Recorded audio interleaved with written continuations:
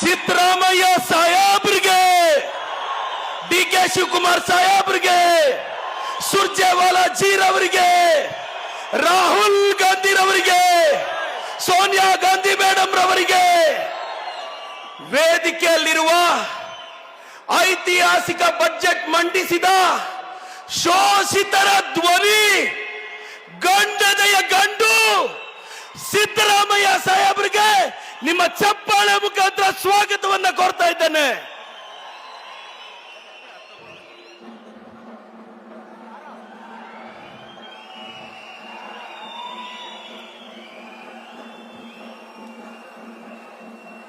ಐತಿಹಾಸಿಕ ಬಜೆಟ್ ಅಹಿಂದ ವರ್ಗಗಳ ಧ್ವನಿ, ಶೋಷಿತರ ಧ್ವನಿ.